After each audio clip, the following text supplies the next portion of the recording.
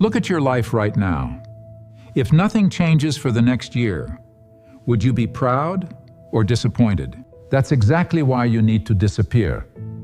Let me explain exactly how to do this, step by step. Not in a physical sense, but socially, mentally, and behaviorally stepping away from the noise so you can rebuild yourself with precision. First, why disappearing works. Most people never transform because they're constantly performing. They're updating others, seeking validation, explaining their plans before they've even begun. That's not growth. That's distraction disguised as progress. When you disappear, something interesting happens. You remove the audience. And without an audience, the ego begins to quiet down. You stop trying to look productive, and you start becoming productive. You begin to act based on internal standards, not external reactions. And that shift is where real transformation begins. Second, the psychology of isolation. Let's approach this intelligently. Your brain is wired for efficiency, not excellence. It prefers familiar patterns, even if those patterns are limiting.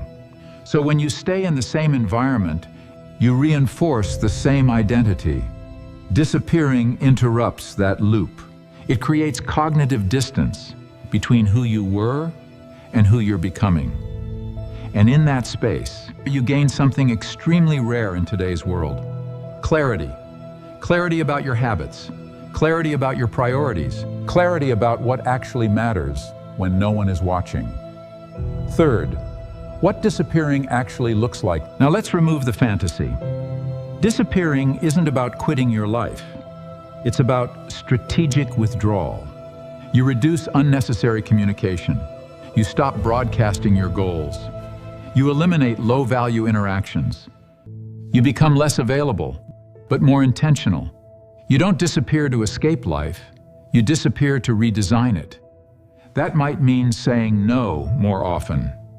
It might mean spending more time alone than you're used to. It might mean becoming temporarily misunderstood. And that's okay, because you're not optimizing for approval anymore. You're optimizing for growth. Third, the discipline of silence. One of the most powerful aspects of disappearing is silence. Not just external silence, but internal silence. You stop over-explaining yourself. You stop reacting to everything. You stop filling every empty moment with noise. And in that silence, your thinking sharpens. You start noticing patterns. You start questioning assumptions. You start making decisions with more precision. Silence is not emptiness. It's processing power. Fifth, building a new identity. Here's where most people fail. They disappear. They don't rebuild. Transformation is not just subtraction, it's construction. You have to intentionally design the person you want to become. Not vaguely, but specifically. How does this version of you think? How do they manage their time? What do they tolerate and what do they eliminate? And then you align your daily actions with that identity. Not occasionally, but consistently. Identity is not declared, it's reinforced. Now sixth, the role of boredom and resistance. Now let me be honest with you. This process is not exciting. It's quiet, it's repetitive, at times it's uncomfortable. You will feel bored. You will feel the urge to go back to old habits, old conversations, old distractions. That's not a sign you're doing something wrong. That's a sign you're breaking patterns. Most people escape that discomfort. High performers move through it. Now, seventh and most important, the 90-day principle. If you want measurable change, you need a time frame. Not endless self-improvement, but focused, structured effort. 90 days is powerful because it's long enough to rewire habits. During those 90 days, you simplify your life. You focus on a few key areas: your health, your work, your thinking. You track your actions, not your moods.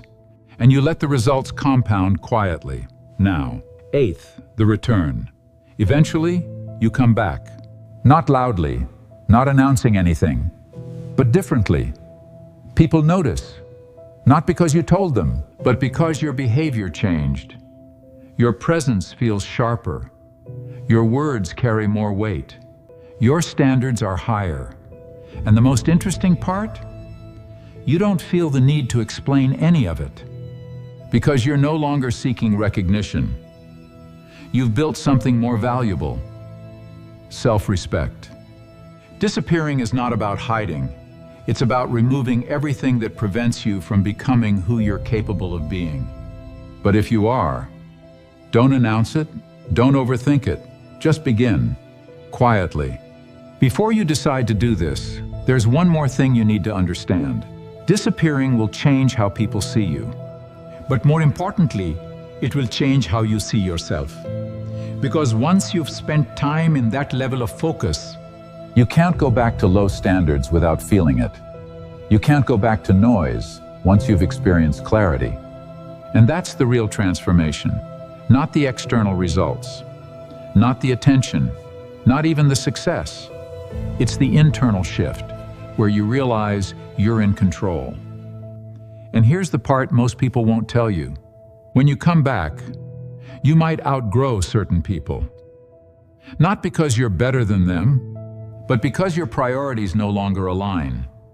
Conversations that once felt normal will feel shallow.